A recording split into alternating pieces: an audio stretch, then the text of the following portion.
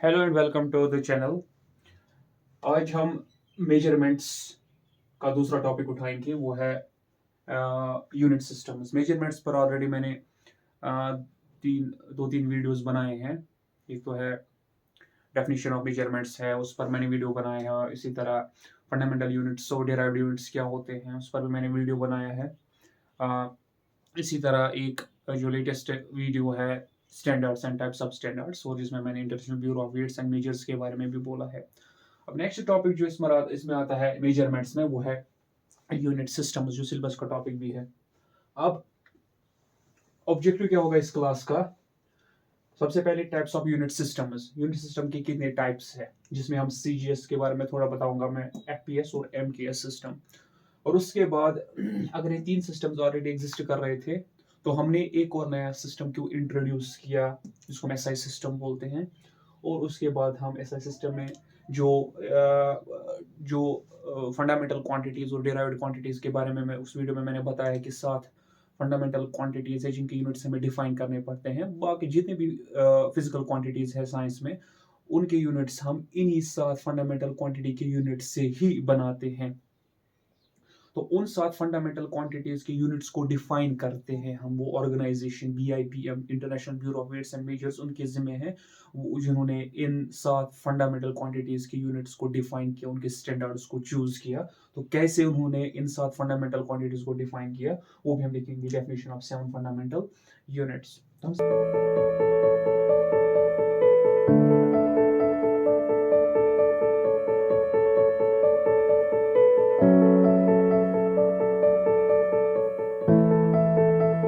Start करेंगे unit system के बारे में। यूनिट सिस्टम होता क्या है?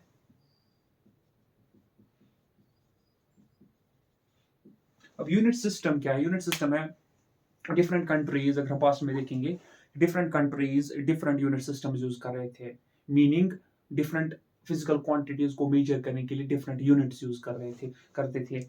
फॉर एग्जांपल, कोई सीजीएस सिस्टम यूज कर रहा था, यानी कि जब भी वो लेंथ मेजर करते थे, तो लेंथ को हमेशा सेंटीमीटर में, और मास को मेजर करते थे ग्राम में, और टाइम को मेजर करते थे सेकंड में। तो वो ये तो हम बोलते थे वो एक यूनिट सिस्टम फॉलो कर रहे हैं, जिसको हम सीजीएस बोलते हैं, सेंटीमीटर ग्राम सेकंड वाला सिस्टम। इसी तरह कोई कंट्री लाइक इंग्लैंड है, वो ब्रिटिश सिस्टम, जिसको हम एफपीएस सिस्टम बोलते हैं, या इंग्लिश सिस्टम इसको हम बोलते हैं, इंग्लिश और ब्रिटिश सिस्टम, जो अभी भी ये यूज में ही है अभी भी। तो यहाँ पर लेंथ मेजर किया जाती थी फुट में, और मास मेजर किया जाता था पाउंड में, या किया जाता है अभी भी, और टाइम एज यूजुअल सेकंड में। तो जो ये बेसिक फंडामेंटल क्वांटिटीज के ये 3 यूनिट्स यूज करते थे, उसको हम बोलते थे वो एफपीएस सिस्टम यूज कर रहे हैं। और जो इन 3 बेस क्वांटिटीज के ये यूनिट्स यूज करते थे, उनको हम बोलते हैं वो सीजीएस सिस्टम फॉलो करते हैं। इसी तरह फिर एमकेएस सिस्टम, एमकेएस, जो मास में जो लेंथ में, सॉरी, मीटर, मास में किलोग्राम, और टाइम में सेकंड, वो एमकेएस सिस्टम मेजर करते हैं। तो फिर क्या हुआ कि फिर प्रॉब्लम ये है कि अब एक कंट्री सीजीएस सिस्टम यूज करेगी। अब उनके रिसर्च, उनके पब्लिकेशंस, उनके रिजल्ट्स जो आएंगे साइंस में, वो सेंटीमीटर ग्राम सेकंड में होंगे। इनके आएंगे तो वो फुट पाउंड सेकंड में होंगे। यहाँ के आएंगे तो मीटर किलोग्राम सेकंड। तो डिफरेंट रिसर्च को जब कंपेयर करेंगे, तो इस वाले सिस्टम की जब रिजल्ट्स पढ़ने पड़ेंगे, उनको पहले कन्वर्ट करना है अपने सिस्टम में, इस वाले को अपने में कन्वर्ट करना है। तो यह प्रॉब्लम को दूर करने के लिए क्या हो किया गया कि दुनिया में एक नीड आ गई कि एक एक यूनिफाइड सिस्टम हो कोई, जो हर कोई कंट्री फॉलो करे। फिर जब रिजल्ट्स आए तो हर एक को वो रिजल्ट्स समझ में आए, हर एक को पता होगी कि वो यूनिट सिस्टम क्या है। तो कन्वर्ट करने की जरूरत नहीं है, डिफरेंट यूनिट सिस्टम्स पढ़ने की जरूरत नहीं है। वही एक सिस्टम बनाया गया जो इंटरनेशनली एक्सेप्टेड हो। तो ये तो थे, इनको हम डिफरेंट यूनिट सिस्टम्स बोलते हैं। अब उसके बाद अगर हम स्टार्ट करेंगे सीजीएस में। अब इसमें ज़्यादा कुछ है नहीं, ना हमें इसको डिटेल में जाना है कि इसमें हम कहते हैं 1 सेंटीमीटर कुछ अमाउंट ऑफ लेंथ को बोलते थे 1 सेंटीमीटर है। इसी तरह 1 ग्राम कुछ अमाउंट ऑफ मास को बोलते थे 1 ग्राम कितना है। इसी तरह 1 सेकंड कुछ अमाउंट ऑफ टाइम को बोलते थे 1 सेकंड कितना है। फिर अगर फॉर एग्जांपल मेजरमेंट में 10 सेंटी अगर इतने इतने 10 यूनिट्स के बराबर लेंथ आ गई तो 10 सेंटीमीटर, इतने इतने 20 यूनिट्स के बराबर मास आ गया तो 20 ग्राम्स, और इतने टाइम के बराबर सपोज हमारा एक इवेंट का टाइम इतना था कि जो 1 सेकंड के 10 टाइम्स के बराबर था तो 10 सेकंड लाइक दैट। तो ये उतना डीप में जाने की जरूरत नहीं है, ये सिंपल है। लेकिन अब यहाँ पर हमें कुछ यूनिट कन्वर्जन याद रखनी है कि फुट। अब फुट जिसको हम बोलते हैं 12 इंच 1 फुट होता है। इसी तरह अब 1 इंच विच अप्रोक्सीमेटली 2.54 सेंटीमीटर्स। तो इससे इस कन्वर्जन से हम जो है फुट को सेंटीमीटर में कन्वर्ट कर सकते हैं। तो इस सिस्टम को इस सिस्टम में कन्वर्ट कर सकते हैं जब लेंथ की बात आएगी। इसी तरह मास पाउंड, अगर हम पाउंड देखेंगे, अब पाउंड दो चीजों का नाम है बेसिकली। जब साइंस की बात आती है तो पाउंड दो चीजों का नाम है, एक ही नहीं। एक पाउंड है उसको हम बोलते हैं LBM, दूसरा पाउंड है उसको हम LBF बोलते हैं। इसको हम पाउंड मास बोलते हैं, पाउंड फोर्स बोलते हैं। अब पाउंड मास कितना मास होता है, तो 1 पाउंड मास होता है 0.45359 किलोग्राम, जिसको हम यहाँ पर 0.45 राउंड ऑफ करके 0.454 मीनिंग 1 पाउंड होता है 450 ग्राम से थोड़ा ज्यादा, 454 ग्राम एक पाउंड होता है, मीन्स आधे किलो से थोड़ा कम ही 1 पाउंड होता है। तो हम याद रख सकते हैं कितना अप्रोक्सीमेटली 454 ग्राम इज 1 पाउंड। तो एक कन्वर्जन है। इसी तरह टाइम तो कन्वर्ट करने की जरूरत नहीं क्योंकि ऑलरेडी सेम है। तो ये कुछ different types of unit systems हैं जो यूज किए जाते थे, लेकिन अब इनको हम यूज ज्यादा नहीं कर, अभी भी यूज में है। सेंटीमीटर हम देखेंगे हर जगह, ग्राम वगैरह वगैरह, लेकिन जो इंटरनेशनली अब कंप्लीटली जो फॉलो किया जाता है यूनिट सिस्टम, उसको हम SI सिस्टम बोलते हैं। मेनली हमें इसके बारे में पढ़ना है। तो इसको हम रब करेंगे और हम डायरेक्टली आएंगे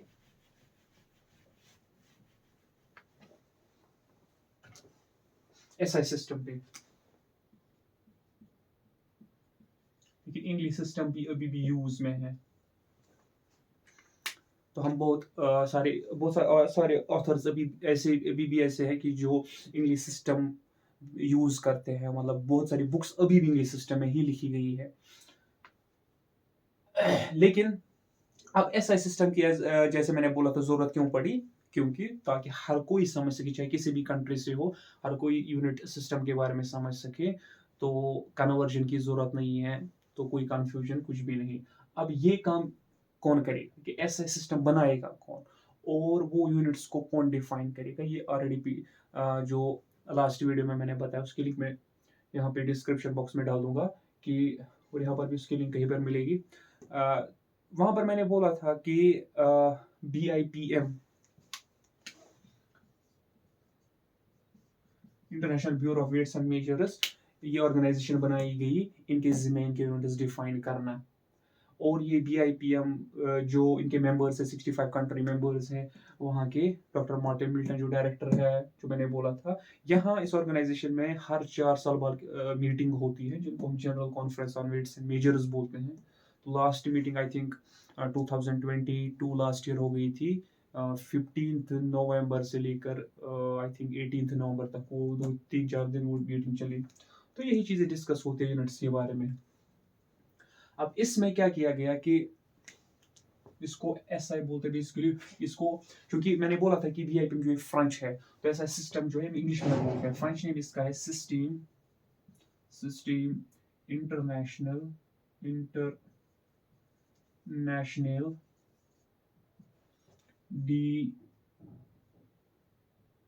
इंटरनेशनल डी यूनिटीज, ये फ्रेंच नेम है इसका, जिसको हम शॉर्ट में इंटरनेशनल सिस्टम ऑफ यूनिट्स या SI बोलते हैं।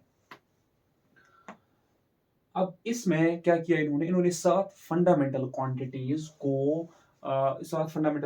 के स्टैंडर्ड चूज किया और उस बेसिस पर 7 फंडामेंटल क्वांटिटीज के यूनिट्स को डिफाइन किया गया। कहीं से नहीं लाने, उनको डिफाइन करना है, क्योंकि अब यूनिट सिस्टम यहाँ से स्टार्ट होगा, तो इन 7 को डिफाइन करेंगे। फिर बाकी जितने भी 7 फिजिकल क्वांटिटीज के बगैर जितने भी फिजिकल क्वांटिटीज हैं, उनके यूनिट्स हम इन्हीं 7 से बनाएंगे। फॉर्मूला देखेंगे कौन है। फॉर एग्जाम्पल, लेंथ ये फंडामेंटल क्वांटिटी है, टाइम ये फंडामेंटल क्वांटिटी है। तो लेंथ का हम देखेंगे अभी मीटर है, टाइम का सेकंड है। तो लेंथ बाय टाइम वेलोसिटी होती है, तो वेलोसिटी का यूनिट डिफाइन करने की जरूरत नहीं है, वो है मीटर पर सेकंड। तो ये डेराइव्ड यूनिट्स के यूनिट्स डिफाइन करने की जरूरत नहीं, मैंने उस वीडियो में समझाया है। खाली हम 7 फंडामेंटल क्वांटिटीज का डिफाइन करेंगे, बाकी इसे डिराइव करेंगे। तो ये 7 फंडामेंटल क्वांटिटीज क्या है।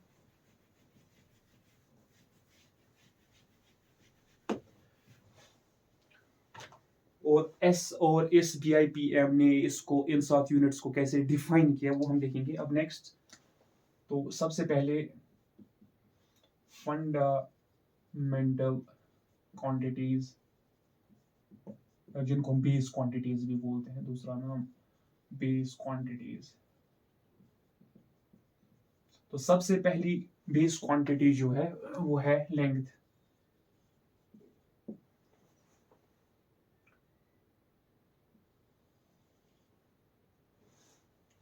इसके बारे में हम पहले देखेंगे। सबसे पहले लेंथ।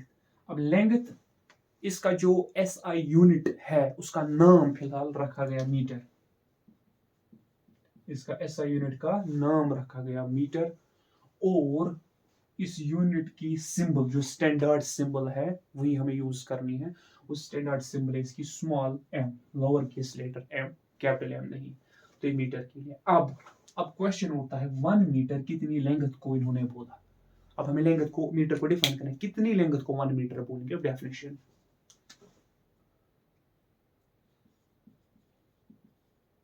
हम ऐसे लिखेंगे, क्वेश्चन व्हाट इज 1 मीटर। जब वंडर करते होंगे बहुत बार आप लोगों ने मतलब ये सोचा होगा कि जो हम मीटर वगैरह यूज करते हैं, what does it mean to be a 1 metre. What is 1 metre. अब डेफिनेशन मैं लेटेस्ट डेफिनेशन दूंगा, पुरानी डेफिनेशन नहीं दूंगा। अब इसकी डेफिनेशन है, अब इसकी डेफिनेशन के लिए हमें लाइट पे आना है। लाइट किसी भी सोर्स से जब आती है, हमें पता है जब ये लाइट वैक्यूम में चलती है, स्पेस में चलती है, किसी भी मीडियम में, कोई मीडियम नहीं होता इसके सामने, ना एयर, ना वाटर, ना गिलास, कुछ भी, जस्ट स्पेस। जब स्पेस में लाइट चलती है, वैक्यूम में चलती है, इसकी स्पीड सबसे ज्यादा होती है। जब मीडियम आएगी, इसकी स्पीड में कमी आ जाएगी, डिपेंडिंग हमारे रिफ्रैक्टिव इंडेक्स मीडियम का क्या होगा। लेकिन जब ये स्पेस वैक्यूम में चलेगी, इसकी स्पीड सबसे ज्यादा होती है, और वो स्पीड हमें पता ही है, 299,792,458 मीटर्स पर सेकंड इसकी स्पीड है जो मेजर की गई है। अब इस ये नंबर इंपॉर्टेंट, हम यूजुअली अप्रॉक्सीमेट वैल्यू याद रखते हैं इसको। जब हम साइंटिफिक नोटेशन में लिखेंगे और राउंड ऑफ करेंगे, 29 में जाएगा 3, तो याद रखते हैं 3 × 10⁸8। लेकिन ये एक्यूरेट वैल्यू ये है, ये अप्रॉक्सीमेट वैल्यू है। अब ये लाइट इतनी फास्ट चलती हैं। अब इसका मतलब क्या है, इसका मतलब जब एक क्लॉक एक टिक करेगा, 1 सेकंड टिक करेगा, लाइट ने इतने मीटर्स कवर किए गए होंगे, जो अप्रोक्सीमेटली 3 लाख किलोमीटर्स हैं। तो क्लॉक एक टिक करेगा, लाइट इतने में 3 लाख किलोमीटर्स चली होगी। अब मीटर उतना तो नहीं होता, इतना बड़ा। अब डेफिनेशन क्या की गई, लाइट कितनी डिस्टेंस कवर करेगी, लाइट कितनी डिस्टेंस कवर करेगी 1 सेकंड में नहीं, बल्कि 1 सेकंड के इतने हिस्से में। 1 सेकंड को हमें हिस्से करने हैं 299,792,458। 1 सेकंड को इतने हिस्सों में बांटेंगे, फिर वो जो छोटा टाइम का हिस्सा वहां से आ जाएगा, उतने टाइम में लाइट कितनी चलेगी, वो 1 मीटर चलती है, या जितने भी चलते हैं उसको SI, उसको BIPM ऑर्गेनाइजेशन ने बोला 1 metre. So 1 metre is defined as, so हम लिखेंगे 1 metre is defined as the distance, वो डिस्टेंस जो कौन चलता है, लाइट, विच लाइट ट्रेवल्स, किसमें, वैक्यूम में, which light travels in vacuum कितने टाइम में, इन 1/299,792,458 ऑफ ए सेकेंड। एक सेकंड के इतने छोटे हिस्से में लाइट जितनी डिस्टेंस चलेगी उतनी डिस्टेंस को इन्होंने 1 मीटर बोला। ठीक, और वो कितना होता है हमें रफली हम याद रखते हैं, लाइक हम ऐसे याद रख सकते थे, ऐसे नजर आगे रखेंगे, हैंड को ऐसे उठाएंगे, और जो ये मिडल फिंगर का जो टिप है, तो नोज के टिप से वहां तक ये अप्रोक्सीमेटली हम याद रख सकते हैं रफली कि 1 मीटर है। ये डेफिनेशन है। अब इसके बाद दूसरी फिजिकल या फंडामेंटल क्वांटिटी। अब दूसरी फंडामेंटल क्वांटिटी जो है वो है मैस।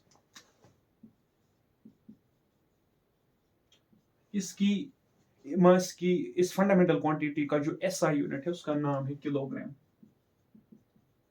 उसका नाम रखा गया किलोग्राम और उसकी सिंबल रखी गई स्मॉल जी। कोई फुल स्टॉप नहीं, कोई डॉट नहीं, कोई प्लूरल नहीं, कुछ भी नहीं। यूनिट्स के बारे में दो बातें याद रखनी है। यूनिट्स चाहे प्लूरल यूज नहीं करना है, चाहे आप 1 किलोग्राम लिखो 1 kg, 2 किलोग्राम्स बोलने में आता है लेकिन लिखने में 2 kg, kgs नहीं लिखना है, और फुल स्टॉप भी नहीं डालना है। यूनिट्स के बारे में दो बात याद रखनी है। तो दूसरी फंडामेंटल क्वांटिटी जो है वो मास है। तो इसमें आएगा अब 1 किलोग्राम कितने मास को बोलते हैं, व्हाट इज 1 किलोग्राम, उनको डिफाइन करना पड़ा। अब इसके लिए जो ऑलरेडी मैंने लास्ट वीडियो में बताया है, जिसकी लिंक मैं डिस्क्रिप्शन बॉक्स में डाल दूंगा, यहाँ पर आप उसकी लिंक देख सकते हो कहीं पे। अभी 1 किलोग्राम के लिए क्या किया गया, स्टैंडर्ड चूज किया गया। एक प्लेटिनम इरिडियम मटेरियल एलॉय का, एक सिलेंडर बनाया गया, और ये सिलेंडर BIPM जो है वहां उस BIPM लेबोरेटरी में ये वहां पर अभी है। इस सिलेंडर को वहां पे सेफ रखा गया। इसको हम बोलते हैं द स्टैंडर्ड किलोग्राम।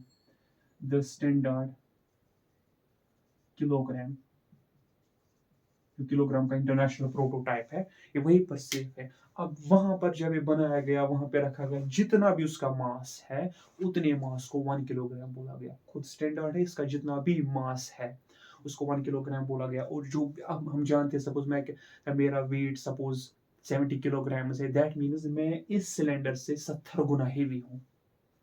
तो किसी का वेट सपोज 20 kg है, दैट मीन्स वो 20 गुना इससे हेवी है।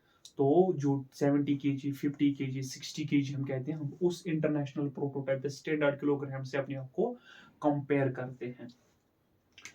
तो डिफाइन कैसे करेंगे, simple. 1 kilogram is defined as the mass of the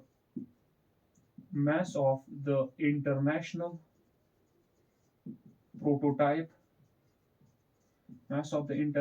prototype kept in BIPM called the standard kilogram। इस हिसाब से कोई भी लिख सकते हैं, द स्टैंडर्ड किलोग्राम। बस ये डेफिनेशन बनेगी। 1 किलोग्राम कितने वजन को बोलते हैं, कितने मास को बोलते हैं, उतने मास को बोलते हैं जो मास द स्टैंडर्ड किलोग्राम का है, जो BIPM के लेबोरेटरी में बैठा है। दैट्स इट, हो गई दो। अब इसके पीछे अब अपना साइंस है इसके पीछे कि यही मटेरियल क्यों लिया गया, एलॉय क्यों लिया गया। अब एक चीज है कि ये सिलेंडर है, सपोज टेम्परेचर कोई फर्क टेम्परेचर से नहीं पड़ेगी अगर हम देखेंगे, क्योंकि सपोज हम कहेंगे टेम्परेचर चेंज अगर होगा तो ये सिलेंडर एक्सपैंड हो सकता है, तो होने दो एक्सपैंड, मास में फर्क नहीं पड़ेगी। एक्सपेंशन वॉल्यूम चेंज होगा लेकिन मास में फर्क नहीं पड़ेगी। हाँ, एक चीज हो सकता है कि ये ऐसे जार में बेसिकली रखा गया है, बेसिकली ऐसे जार में है, ऐसे ये कि कोई मॉइस्चर इस पे ना हो, कोई डस्ट पार्ट इस पे ऐड ना हो, क्योंकि ये सारे इसके मास में मतलब इंक्रीमेंट करेंगे, इसका मास बढ़ा सकते हैं, या अगर हवा जाएगी मे बी ये रोड मत ना होगा कुछ, तो उससे क्या होगा कि मास कम होता जाएगा। तो उसके लिए इसको सेफ रखा गया है जार वगैरह में। बाकी जो भी हम लाइक वेट्स यूज करते हैं वो हम इससे कैलिब्रेट, मतलब वहाँ पर कैलिब्रेट करते हैं। फॉर एग्जाम्पल जैसे मैंने बोला था कि इंडिया में जो नेशनल फिजिकल लेबोरेटरी दिल्ली में है, वहाँ पर अपना सेकेंडरी स्टैंडर्ड है, वहाँ पर अपना स्टैंडर्ड है जो इससे कैलिब्रेट किया गया है। वो टाइमली उसको लिया जाता है पीरियडिकली वहाँ पे, फिर उसको ये चेक किया टेस्ट किया जाता है कि कोई वेट में कमी या इजाफा मत ना हो गया है, तो उससे कॉन्स्टेंटली पीरियडिकली उसको जो है कैलिब्रेट किया जाता है, फिर वो सर्टिफिकेट देते हैं हाँ ये परफेक्टली से मैच होता है। तो इनको पीरियडिकली डिफरेंट कंट्रीज ले जाते हैं वहाँ पे कैलिब्रेशन के लिए, टेस्ट के लिए, चेक के लिए कि अभी ठीक है हमारा स्टैंडर्ड, कोई वेट में इजाफा या कमी मत ना हो गई है। तो उतना ज़्यादा नहीं देखेंगे हम। तो इन्हीं चीज़ों को लाइक कंसिडर करके ये मटेरियल लिया जाता है ताकि एक्सपेंशन वगैरह ज़्यादा ना हो। नेक्स्ट फिजिकल क्वांटिटी जो है वो है टाइम। अब टाइम को डिफाइन करना है सभी को हमें पता है कि लाइक हम 1 सेकेंड, 1 आवर, 1 मिनट ये चीजें यूज करती है ultimately. Suppose 1 hour 60 minute, 60 minutes 1 minute 60 seconds, और अब हम पहुंचेंगे वही 1 सेकेंड कितना टाइम होता है, तो इसको डिफाइन किया गया। तो क्वांटिटी है टाइम, तो जो नाम है इसका, इसकी यूनिट का वो है सेकेंड, जो सिंबल दी गई वो है स्मॉल एस, ना कि कैपिटल एस, ना कि SEC, स्मॉल एस है। तो जब लिखेंगे 10 सेकेंड तो 10S, 10SEC फुल स्टॉप, ये चीजें नहीं लिखनी है, स्टैंडर्ड हमें जो है फॉलो करना है। अब 1 सेकेंड कितने टाइम को बोला गया इन BIPM जो भी मेंबर्स है वहां पे। तो what is 1 second, what is 1 second. अब ये समझना थोड़ा मुश्किल नहीं है, बस ध्यान रखने की जरूरत है।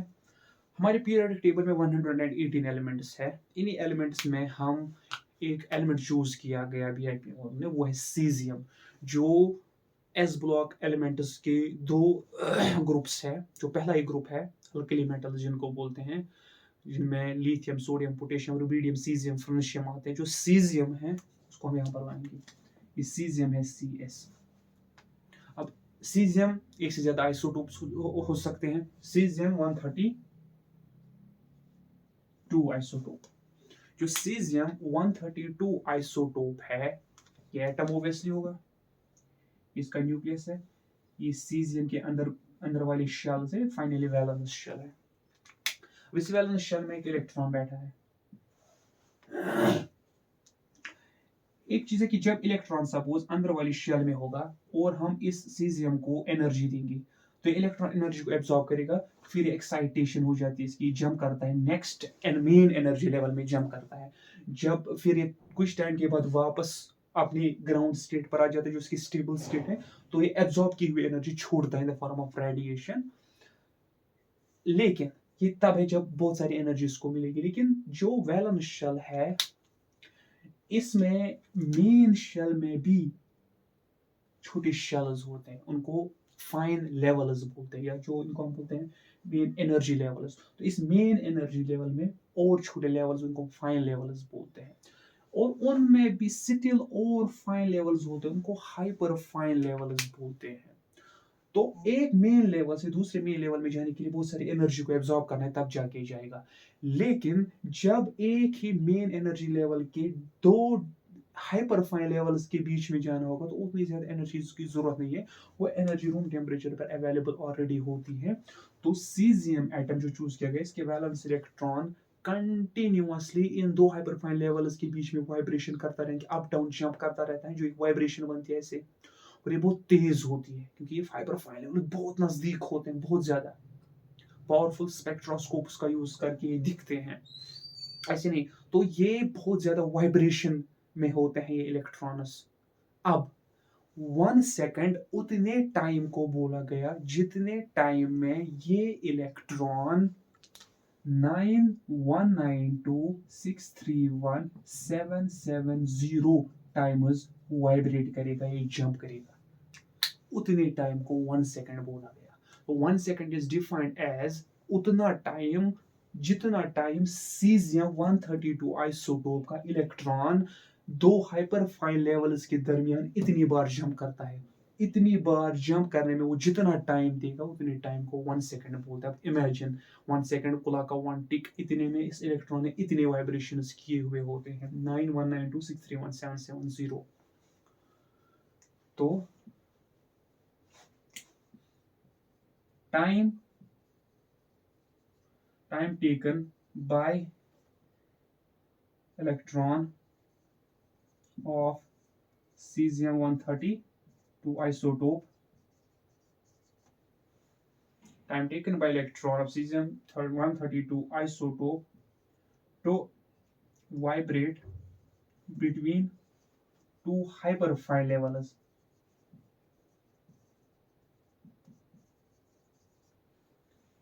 Time taken by electron of cesium-132 isotope to vibrate between two hyperfine levels in 9192631770 times is called 1 second. तो सीजियम 133 अगर हम पूरा देखेंगे तो सीजियम का आता है, सॉरी सीजियम 132 नहीं है, सीजियम 133 होगा। सीजियम 133 आइसोटोप जो नॉर्मल आइसोटोप है सीजियम का, सीजियम 133। मेन चीज ही नहीं, मेन चीज समझ में आया? हाँ, क्या कि वो टाइम, जितना टाइम सीजियम का इलेक्ट्रॉन हाइपरफाइन लेवल्स के दरमियान इतनी बार वाइब्रेट करेगा, इतनी टाइम को हम 1 सेकंड बोलते हैं। नेक्स्ट, हाँ एक और चीज इसमें, लेकिन वो क्लॉक जो अब इससे डिजाइन किया जाएगा, वो क्लॉक जो डायरेक्टली सीजियम एटम से बनाई जाती है, ग्राफिकल टाइप होता है, जो क्लॉक जो सीजियम एटम से बनाई जाती है उसको हम एटॉमिक क्लॉक बोलते हैं। अब इसमें एरर ये ऐसे डिफाइन क्यों किया गया? क्योंकि इसमें एरर बहुत कम होता है।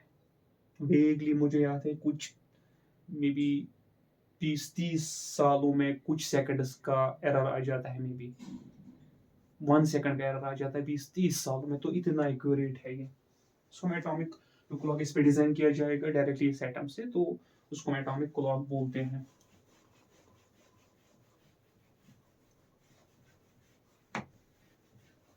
नेक्स्ट जो फंडामेंटल क्वांटिटी है वो है इलेक्ट्रिक करंट। ये भी फंडामेंटल क्वांटिटी है। अब इसके एसआई यूनिट का नाम रखा गया एम्पियर, और सिंबल दी गई स्टैंडर्ड सिंबल कैपिटल ए। अब 1 एम्पियर कितनी करंट को बोलते हैं? What is 1 ampere?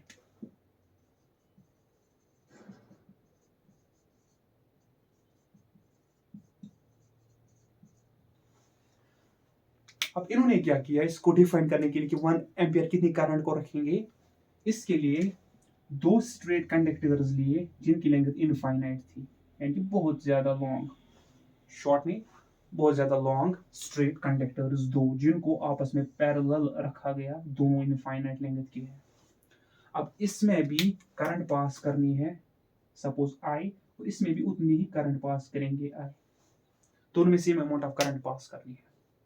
और इनफाइनाइट में से हम चूज करेंगे सपोज 1 मीटर, यहां से यहां तक हम चूज करेंगे, यहां से यहां तक 1 मीटर ये वाला, 1 मीटर, और यहां से भी 1 मीटर, और इनके बीच में जो लेंथ है वो भी 1 मीटर रखनी है। इन्होंने क्या किया, 2 इनफाइनाइट स्ट्रेट कंडक्टर्स रखे 1 मीटर अपार्ट, ठीक है ना। इस पर क्या हो जाएगा, इसमें करंट जाएगी, और state experiment, current carrying conductor is associated with magnetic field. जब इसमें करंट कैरिंग कंडक्टर है तो इसमें मैग्नेटिक फील्ड आ जाएगा, तो ऐसे मैग्नेटिक फील्ड रिंग्स होंगी, यहाँ पर भी मैग्नेटिक फील्ड आ जाएगा, मैग्नेटिक फील्ड रिंग्स यहाँ पर भी होंगे, ऐसे ऐसे मैग्नेटिक फील्ड रिंग्स। अब दोनों मैग्नेटिक फील्ड इंटरेक्ट करेंगे, मीनिंग फोर्स अप्लाई करेंगे, क्योंकि सेम नेचर होगा, दोनों एक ही डायरेक्शन में करंट जा रही है, तो दोनों पोल्स इकट्ठे आएंगे तो एक दूसरे को रिपेल करेंगे, चाहे फिर ये डाउनवर्ड करंट जो है अट्रैक्ट करे, या दोनों में करंट एक डायरेक्शन में तो रिपेल करेंगे, एक में अप एक में डाउन तो अट्रैक्ट करेंगे, डजंट मैटर। दोनों में जब current same amount of current आएगी तो दोनों एक दूसरे पर फोर्स लगाएंगे, तो ये फोर्स जो है, ये फोर्स लेंथ पर डिपेंड करेगा, यानी कि 1 मीटर जब मैं लूंगा यहाँ का 1 मीटर वायर और यहाँ 1 मीटर वायर, तो 1 मीटर वायर आपस में फोर्स लगाते हैं 2 × 10⁻⁻7 न्यूटन। जब मैं खाली 1 मीटर सेगमेंट लूंगा तो 1 मीटर सेगमेंट का जो मैग्नेटिक फोर्स होता है वो इतना न्यूटन लगता है। इसी तरह अगर हम यहाँ से 2 मीटर लेंगे, वहां से 2 मीटर, 2 मीटर के दरमियान फोर्स कितना लगेगा, 2 टाइम्स इससे, 3 मीटर्स में 3 टाइम्स इससे, फिर जितनी लेंथ होगी उस हिसाब से मल्टीप्लाई करेंगे। फिर डेफिनेशन बनाई गई है 1 मीटर चूज करना यहाँ भी, तो डेफिनेशन बनेगी 2 × 10⁻⁻7 न्यूटन फोर्स लगना चाहिए दोनों के दरमियान। 1 मीटर की बात हो रही है, तो 1 मीटर चूज करके फोर्स लगना चाहिए 2 × 10⁻⁻7 न्यूटन। इतना फोर्स लगने के लिए मुझे दोनों में कितनी करंट पास करनी है, मैं थोड़ी करंट पास करूंगा, फोर्स होगा 2 × 10⁻⁻8, मुझे और करंट बढ़ानी है, 2 × 10⁻⁻7 न्यूटन आ गया। अब जितनी मैंने करंट रखी, जब फोर्स जिसके लिए फोर्स आ गया 2 × 10⁻⁻7 न्यूटन, इतनी अमाउंट ऑफ करंट को बोला गया 1 एम्पियर। तो 1 ampere is defined as 1 ampere is defined as that amount of current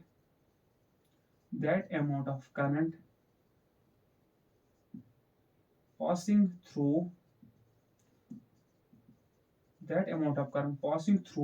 the two infinite straight conductors placed 1 meter apart,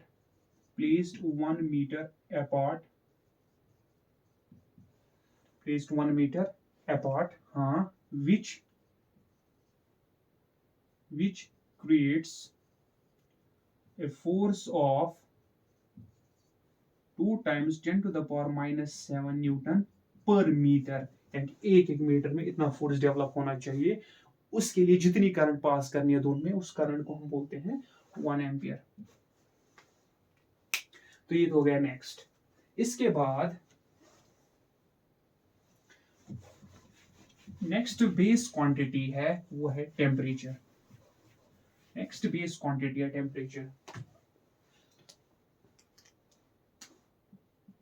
temperature. अब इसके टेम्परेचर के एसआई यूनिट का नाम रखा गया केल्विन और सिंबल दी गई कैपिटल के, विदाउट डिग्री वगैरह यहाँ पे यूज नहीं करते हैं। डिग्री फ़ारेनहाइट में, डिग्री सेल्सियस में हम यूज करते हैं, लेकिन केल्विन और रैंकिन यहाँ पर नहीं करते हैं। फिलहाल यहाँ पर डिग्री केल्विन नहीं लिखते हैं। अब व्हाट इज 1 केल्विन? तभी जब हमें पता होगा व्हाट इज 1 केल्विन, तभी हम अंदाजा लगा सकते हैं what is 20 kelvin, what is 100 kelvin, what is 200 kelvin. तो डेफिनेशन यहाँ से शुरू होती है या बनाई गई है कि हमारे पास वाटर है और वाटर के डिफरेंट टेम्परेचर्स हम याद रखते हैं। फॉर एग्जाम्पल ये वाटर है यहाँ इस कंटेनर में, और इस वाटर का एक टेम्परेचर होता है जहां पर ये अब वेपोराइज होना शुरू हो जाएगा बॉइलिंग पे। तो एक टेम्परेचर वाटर में ऐसा है जहां पर वाटर बॉइलिंग करना शुरू कर देता है। वाटर के इस टेम्परेचर को हम बॉइलिंग पॉइंट बोलते हैं। और ये जो बॉइलिंग पॉइंट होता है, इसमें एक चीज याद रखनी, इसमें लिक्विड फेज और वेपर फेज दोनों होते हैं बॉइलिंग पॉइंट में। कोई लिक्विड भी दिखेगा, वो वेपर भी दिखेगा बॉइलिंग पॉइंट में। एक और टेम्परेचर होता है वाटर का जहां पर वाटर फ्रीज हो जाएगा, जिसको हम फ्रीजिंग पॉइंट बोलते हैं। तो ये वो टेम्परेचर है जहां पर वाटर फ्रीज होगा, और इस अंदाजे से बोलेंगे तो यहाँ पर फ्रीजिंग पॉइंट में वाटर लिक्विड फॉर्म में भी होता है कुछ, और सॉलिड फॉर्म में भी होता है। तो दोनों फेजेस एग्जिस्ट करते हैं। इसी तरह बाकी सब्सटेंसेस का यही हाल है। और इसी तरह इन दो टेम्परेचर्स के अलावा एक और टेम्परेचर होता है सब प्योर सब्सटेंसेस का, लाइक वाटर, वो है ट्रिपल पॉइंट ऑफ वाटर। अब ट्रिपल पॉइंट ऑफ वाटर भी एक टेम्परेचर है। ये एक स्पेशल टेम्परेचर है प्योर सब्सटेंसेस का, जहां पर खाली लिक्विड वेपर फेज नहीं है, यानी कि लिक्विड और गैसेस फेज नहीं है, लिक्विड और सॉलिड फेज ही नहीं, बल्कि तीनों फेजेस एग्जिस्ट करते हैं। एक ऐसा टेम्परेचर होता है प्योर सब्सटेंस का, जब हम इस टेम्परेचर को सब्सटेंस को लाएंगे तो आपको सॉलिड भी दिखेगा, लिक्विड भी दिखेगा, गैस का भी थोड़ा दिखेगा। तो तीनों फेजेस एग्जिस्ट करेंगे इक्विलिब्रियम में। तो ऐसे टेम्परेचर को बोलते हैं वाटर का ट्रिपल पॉइंट। अब 1 केल्विन को डिफाइन किया गया इसी ट्रिपल पॉइंट पे, यानी कि वाटर का जितना भी ट्रिपल पॉइंट है उसको डिवाइड कर लो 273.16 से, वहां जितना आंसर आएगा उसको हम बोलते हैं 1 केल्विन। ये डेफिनेशन है। तो फिर से वाटर वाटर का कुछ अपना ट्रिपल पॉइंट होगा। अब वाटर का जितना भी ट्रिपल पॉइंट है, लेकिन एक बात याद रखनी है, हम गूगल करेंगे what is the triple point of water, वहां पे वो बोलेगा triple point of water is 0.01 degree Celsius. आप कहोगे अब डेफिनेशन ही ट्रिपल पॉइंट को डिवाइड करना है 273.16 से, तो ये 1 केल्विन है। नहीं, ये 1 केल्विन नहीं है। क्यों? क्योंकि मैंने नहीं बोला कि वाटर का जो ट्रिपल पॉइंट है डिग्री सेल्सियस में उसको डिवाइड करना है 273 से, नहीं, वो डेफिनेशन नहीं है। डेफिनेशन बेसिकली है वाटर का जो ट्रिपल पॉइंट है थर्मोडायनेमिक टेम्परेचर में। वो अब थर्मोडायनेमिक टेम्परेचर क्या है ये थर्मोडायनेमिक्स में सीखेंगे। फिलहाल ये डिग्री सेल्सियस वाला नहीं, डिग्री फ़ारेनहाइट वाला नहीं, कोई ऑर्डिनरी स्केल वाला नहीं, बल्कि वाटर का जो थर्मोडायनेमिक टेम्परेचर है ट्रिपल पॉइंट, वाटर का जो ट्रिपल पॉइंट है थर्मोडायनेमिक स्केल में, उसको डिवाइड करना है 273.16 से, वहां जो वैल्यू आएगी उसको 1 केल्विन बोला गया। That's it. अब इसमें जो बड़ा क्वेश्चन मार्क रहता है वो है व्हाट इज थर्मोडायनेमिक टेम्परेचर। वो मैं यहाँ पे टेंशन नहीं करूंगा क्योंकि आई एम एज्यूमिंग ये जो क्लास है ये जो अभी भी शुरू कर रहे 11th पढ़ना उनके लिए है, जिन्होंने जस्ट 10th पास किया है, को थर्मोडायनेमिक्स का भी नहीं पता। तो थर्मोडायनेमिक्स में पहुंचेंगे, वहां पे थर्मोडायनेमिक टेम्परेचर वगैरह डिटेल में पढ़ाया जाएगा। तो फिलहाल ऐसे इतना ही याद रखेंगे। 1 kelvin is defined as the 1 by 273.16 of thermodynamic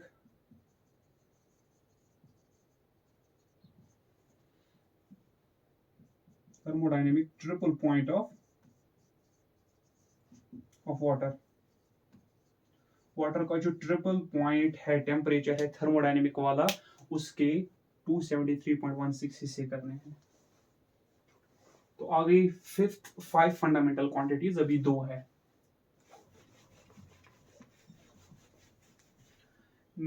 next है नेक्स्ट फिजिकल क्वांटिटी है हमारी अमाउंट ऑफ सबस्टेंस। जो फंडामेंटल क्वांटिटी है हमारी, इसका जो एसआई यूनिट का नाम है दिया गया है वो है मोल, MOLE। और इसके लिए जो इस यूनिट के लिए जो सिंबल चूज की गई है वो है MOL। तो यूनिट का नाम है MOL, मोल, और जो सिंबल है यूनिट की वो है MOL। No full stop, no plurals, कुछ भी नहीं। अब डिफाइन कैसे करेंगे इसको? What is 1 mole? अब 1 मोल क्या है? कितने अमाउंट ऑफ सब्सटेंस को 1 मोल बोलते हैं? दो चीजें हैं, एक तो है मास, इस बॉडी का मास कितना है, किलोग्राम, जो ऑलरेडी हमने बोला। दूसरा है ये बॉडी कितने एटम्स की बनी हुई है, कितने 10 है, 20 है, 50 है, उस क्वांटिटी को हम बोलते हैं अमाउंट ऑफ सब्सटेंस। तो उसके लिए मोल है, कितने मोल्स एटम्स की बनी हुई है। अब डिफाइन कैसे करते हैं इसको? इसके लिए 0.012 किलोग्राम जो 12 ग्राम कार्बन है, कौन सा कार्बन? 13 14 आइसोटोप वाला नहीं, मेन आइसोटोप वाला जो कार्बन 12 जिसको हम बोलते हैं। तो हम लेंगे 0.012 किलोग्राम, यानी कि 12 ग्राम लेंगे हम कार्बन 12 आइसोटोप अपने हाथ में। उसमें कितने कार्बन एटम्स होंगे? जितने भी होंगे उतने अमाउंट को हम बोलते हैं 1 मोल। और ये मेजर भी किया गया है। 12 ग्राम कार्बन में, मतलब ये भी हम कैलकुलेट इजिली करते हैं कि 12 ग्राम कार्बन में होते हैं 6.022 times 10 to the power 23 carbon atoms. तो ये जो नंबर है, इस नंबर को बोला गया 1 मोल। तो मेरे हाथ में इतने एटम्स है, दैट मीन मेरे पास इतने कार्बन एटम्स है, दैट मीन मेरे हाथ में 1 मोल कार्बन एटम्स है। मेरे हाथ में इतने आयन्स है, दैट मीन मेरे हाथ में 1 मोल ऑफ आयन है। इसी तरह मेरे हाथ में इतने बनानास है, दैट मीन मेरे हाथ में 1 मोल ऑफ बनानास है। तो अमाउंट ऑफ सब्सटेंस के लिए ये है। तो डिफाइन कैसे करेंगे? डिफाइन करेंगे हम 1 mole is defined as that amount of substance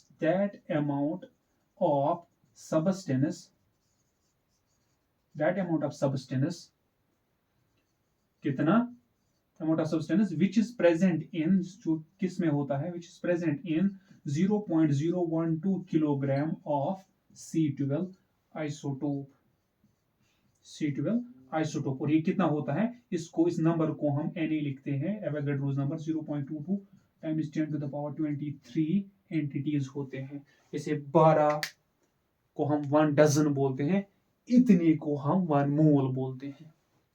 अब ये केमिस्ट्री में जो पार्टिकल्स हम मेजर करते हैं उनका जो नंबर होता है वो ह्यूज होता है, उसके लिए डजन जो है अप्रोप्रिएट यूनिट नहीं है, उसके लिए जो है इसको हम केमिस्ट्स डजन बोल सकते हैं।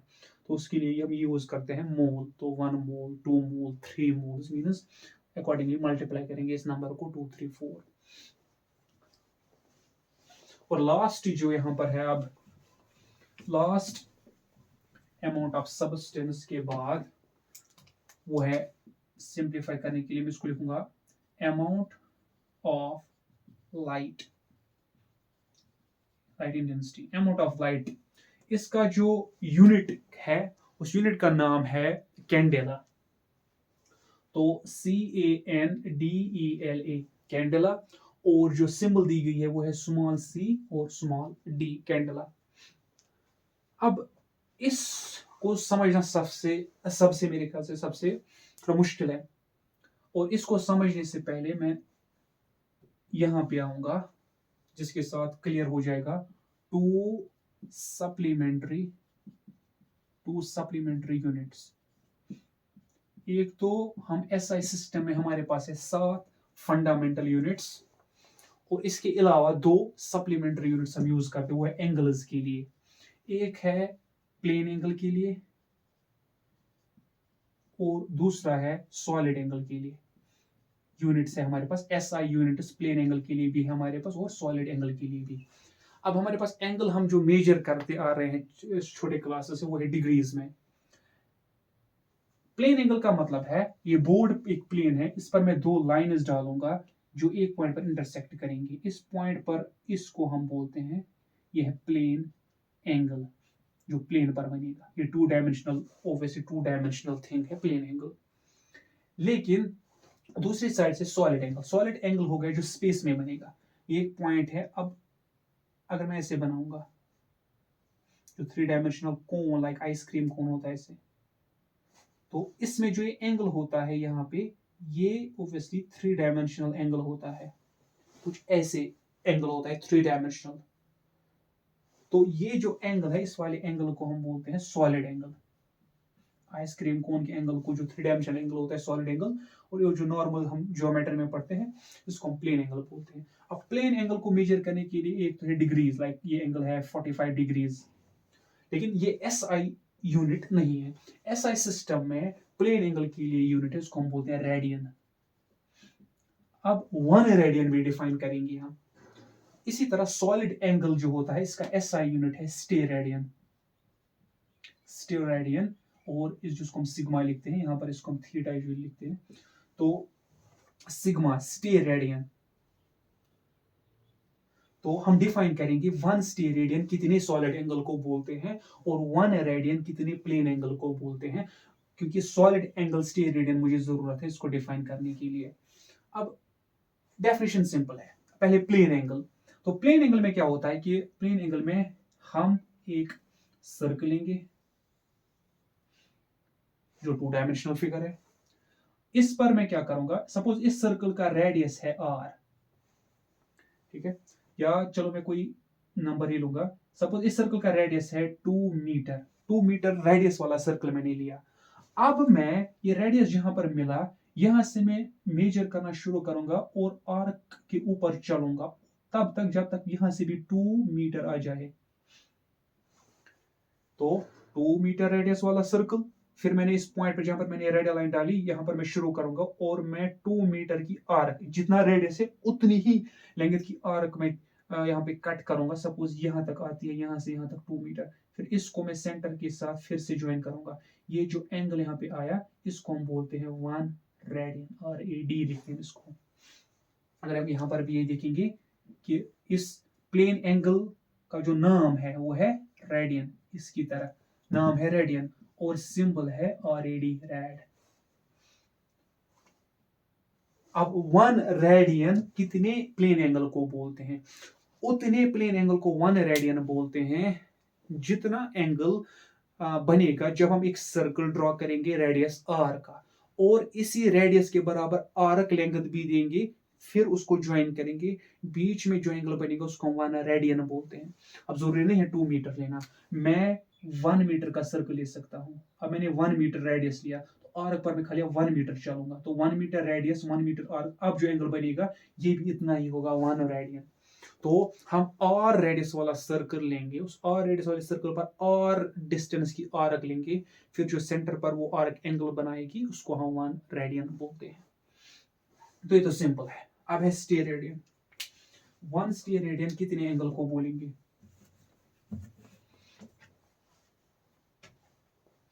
1 स्टेयर रेडियन एंगल बोलते हैं। अब चूंकि 3 डायमेंशनल फिगर है तो हमें सर्कल नहीं बल्कि स्फीयर लेना है, तो ये मैं सपोज यहां पे लूंगा स्फीयर, एक स्फीयर का सेंटर है।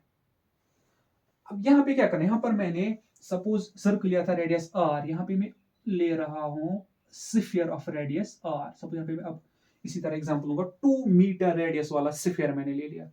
अब 2 मीटर रेडियस यानी कि मैंने r2 ले लिया। अब 2r का स्क्वायर मुझे निकालना है, r का स्क्वायर यहाँ पे 2 है, 2 का स्क्वायर है 4, तो 4 मीटर स्क्वायर एरिया मुझे लेना है इसकी सरफेस पे। अब ये फुटबॉल है, इसका रेडियस 2 मीटर है, 2 का स्क्वायर होता है 4, तो मैं 4 मीटर स्क्वायर वाला एक सर्कल बनाऊंगा इस फुटबॉल की सरफेस पे ऐसे। तो उतना बड़ा सर्कल जिसका एरिया होगा 4 मीटर स्क्वायर। तो फुटबॉल है मेरे पास, फुटबॉल का रेडियस क्या है r, तो r को स्क्वायर कर लो, वहां से जो नंबर आएगा उसके बराबर हम सर्कल बनाएंगे फुटबॉल के सरफेस पे 4 मीटर। अगर फुटबॉल का रेडियस है सपोज 2 मीटर, तो 2 का स्क्वायर होता है 4, तो 4 मीटर स्क्वायर का मैं इसके सरफेस पे एक सर्कल बनाऊंगा। फिर उस सर्कल के सारे साइड्स को मैं सेंटर के साथ जोड़ दूंगा, सारे सर्कल के सारे साइड को सेंटर के साथ जोड़ दूंगा मैं ऐसे, तो ऑब्वियसली कोन बन जाएगा। पीछे भी मैं जब ज्वाइन करूंगा तो एक सॉलिड एंगल यहाँ पे कोन बन जाएगा। यहाँ पे ये कितना एंगल बना, ये कंडीशन अप्लाई करके उसको हम 1 स्टेरेडियन सॉलिड एंगल बोलते हैं। तो फिर से सर्कल में रेडियस r है तो r रेडियस के बराबर आर्क लेनी है। स्फीयर में रेडियस r है लेकिन r स्क्वायर के बराबर एरिया लेना है, फिर उस एरिया को सेंटर के साथ कनेक्ट करना है, तो वो एक कोन बन जाएगा। वो कोन का सॉलिड एंगल कितना होगा उसको हम 1 स्टेरेडियन बोलते हैं। तो ये जो यहां पर सॉलिड एंगल बना स्टेरेडियन है। यहां पर अब मैं कह सकता हूं कि यहां पर रेडियस r है और जो ये एरिया है ये है r स्क्वायर। तो मैं फॉर्मूला बना सकता हूं कि जो स्टेरेडियन होता है, जिस तरह हम प्लेन एंगल में भी बनाते हैं, पता है कि जो प्लेन एंगल है रेडियन, ये बराबर होता है arc divided by radius, arc divided by radius. अब रेडियस भी आर भी हमने ले ली, आर्क भी आर के बराबर ले ली, R by R is equal to 1, इसलिए इसको हम 1 रेडियन बोलते हैं। इसी तरह यहां पर हम फॉर्मूला बना सकते हैं, यहां पर आर्क कट की हमने सर्कल के केस में, लेकिन स्फीयर के केस में हम एरिया कट करते हैं, तो सॉलिड एंगल बन जाएगा एरिया सरफेस पर डिवाइडेड बाय रेडियस स्क्वायर। अब आ जाएगा, यहाँ पर है आर्क बाय रेडियस, यहाँ पर है area by radius square, radius square. अब एरिया किसके बराबर, अब हम अभी हमने ले लिया जितना रेडियस था उसका स्क्वायर के बराबर, तो एरिया ही हमने ले लिया, तो ऊपर भी आर स्क्वायर, नीचे फॉर्मूला का आर स्क्वायर, इसलिए 1 स्टेरेडियन एंगल कहलाता है। तो ये तो थी बात प्लेन एंगल की और सॉलिड एंगल की, ये दो सप्लीमेंट्री एंगल्स आ गए। अब सॉलिड एंगल से जो है एक्सप्लेन कर सकते हैं हम,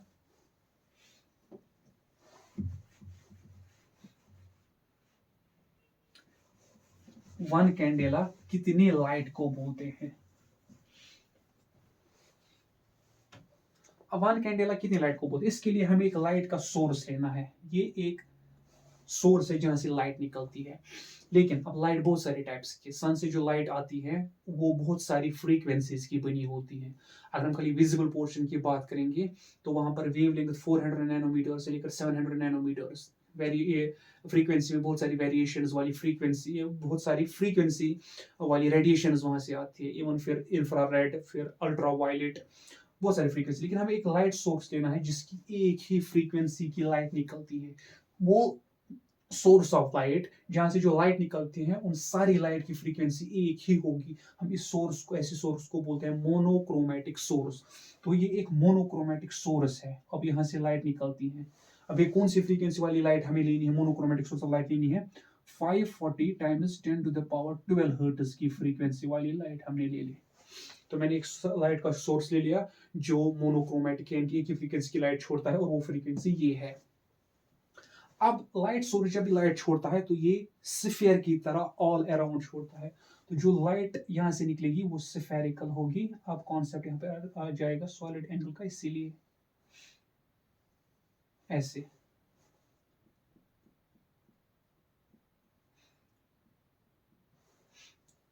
अब यहां से लाइट यहां से भी निकलेगी, यहां से भी निकलेगी, हर एक साइड से लाइट इमिट होगी सोर्स से, और बाउंड्रीज क्रॉस करेगी। मैं खाली एक पोर्शन दिखा रहा हूं। अब दूसरी बात, अब इस लाइट सोर्स को मैं हाई इंटेंसिटी पे भी रख सकता हूँ, लो इंटेंसिटी पे भी। मीनिंग ये लाइट सोर्स से एनर्जी, लाइट निकलती है, लाइट एनर्जी है। तो एनर्जी, जो एनर्जी है उसका यूनिट जूल है। तो यहाँ से कुछ जूल्स एनर्जी, लाइट एनर्जी निकलती है। अब मैं 1 सेकंड की बात करूंगा। सपोज क्लॉक ने एक टिक किया, 1 सेकंड हो गया, और यहाँ से 100 जूल्स लाइट एनर्जी निकली। अब मैंने इसको, सपोज इसका कंट्रोल मेरे पास है, सोर्स का, मैं स्विच को बढ़ा रहा हूँ। अब 1 सेकंड में ये 200 जूल्स लाइट छोड़ता है। मैंने और बढ़ाया, 300 जूल्स पर सेकंड ये लाइट एनर्जी छोड़ता है। अब मुझे इस कंट्रोल को, मुझे इस सोर्स को ऐसे पॉइंट पर सेट करना है कि यहाँ से जो ये लाइट छोड़ेगा ये 1 जूल भी नहीं, बल्कि 1 जूल का 683 हिस्सा, उतनी जूल्स ये लाइट एनर्जी छोड़ना चाहिए 1 सेकंड में। तो सोर्स को मैंने उस पॉइंट पर सेट किया कि ये इतनी फ्रीक्वेंसी वाली लाइट को छोड़ता है 1 सेकंड में। कितना? 1 जूल का 683 हिस्सा, उतने में मैंने सेट किया। अब मैंने सेट किया, मुझे पता है ये जो से लाइट निकलती है इसकी फ्रीक्वेंसी ये है, और ये जो यहाँ से लाइट एनर्जी कितनी निकलती है पर सेकंड, पर सेकंड यहाँ से लाइट एनर्जी निकलती है 1 जूल का 683 हिस्सा। ठीक। अब इस पर सेट करने के बाद हमें क्या करना है? हमें, अब चूंकि लाइट तो सारे साइड से ऐसे निकलेगी स्फेरिकली ऐसे, अब हमें क्या करना है? हमें एक स्फीयर चूज करना है। कितना बड़ा, वो हम पर डिपेंड करता है। छोटा स्फीयर, बड़ा स्फीयर, जितना भी करेंगे हम पर डिपेंड करता है। अब मैंने ये वाला स्फीयर चूज किया। अब जो मैंने स्फीयर चूज किया इसका कुछ रेडियस तो होगा, सोर्स से तो कुछ दूर होगा ये। सपोज इसका रेडियस है सपोज 5 मीटर की दूरी पर मैंने स्फीयर ले लिया। अब सॉलिड एंगल बनाना है हमें 1 स्टेयर रेडियन। तो कैसे बनाएंगे? अभी कॉन्सेप्ट यूज करेंगे। अगर स्फीयर 5 मीटर रेडियस वाला है तो 5 को स्क्वायर करेंगे, वो बन जाएगा 25 मीटर स्क्वायर। तो हमें अब इस स्फीयर के सरफेस पे 25 मीटर स्क्वायर वाला सर्कल ड्रॉ करना है। किया मैंने ड्रॉ। अब इस सर्कल के सारे सर्कमफ्रेंस के पॉइंट्स को सेंटर के साथ ज्वाइन करेंगे। जब हमने ज्वाइन किया वहां पर क्या बनेगा? एक आइसक्रीम कोन जैसा। अब बीच में जो भी एंगल है हमें पता है बाय डेफिनेशन वो 1 स्टेयर रेडियन है।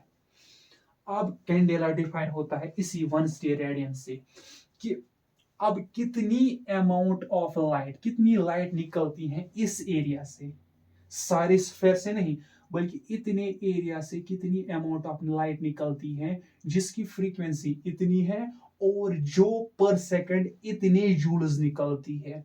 तो जितनी भी लाइट निकलेगी उस लाइट, उतने अमाउंट ऑफ लाइट को बोला गया 1 कैंडेला। तो मैंने बोला पहले ये ट्रिकी है, लेकिन मैंने कोशिश किया इसको एज सिंपल एज पॉसिबल कर दूं। तो इसकी डेफिनेशन तभी हम देखेंगे, थोड़ी कॉम्प्लिकेटेड है, कि the amount of light, the amount of light that is emitted by a monochromatic source of frequency 540 times 10 to the power 12 hertz, which emits light at a rate of 1 by 683 joule per second per radian of the solid angle। इनके सारे sphere में से जो light निकलेगी वो नहीं, बल्कि जो पर रेडियन में से पोर्शन ऑफ लाइट निकलेगा उतनी लाइट को हम बोलते हैं 1 कैंडेला। तो ये तो आ गए यहां तक 7 फंडामेंटल यूनिट्स को मैंने डिफाइन किया, और दो सप्लीमेंट्री यूनिट्स को भी मैंने डिफाइन किया, जिसमें प्लेन एंगल और एक सॉलिड एंगल, जिसमें प्लेन एंगल की फॉर्मूला बनी 1 रेडियन या radian angle is equal to arc by radius, जो बहुत इंपॉर्टेंट फॉर्मूला है, और सॉलिड एंगल के लिए एरिया बाय रेडियस स्क्वायर। अब इसकी डेफिनेशन भी अगर हम, जैसे हमने सब की डेफिनेशन लिखी, इसकी डेफिनेशन में कंप्लीट करूंगा यहाँ पे। ये डेफिनेशन बुक्स पर अवेलेबल है, लेकिन अगर हम इसी हिसाब से लिखेंगे तो 1 कैंडेला कितनी अमाउंट ऑफ लाइट को बोलते हैं? The amount of light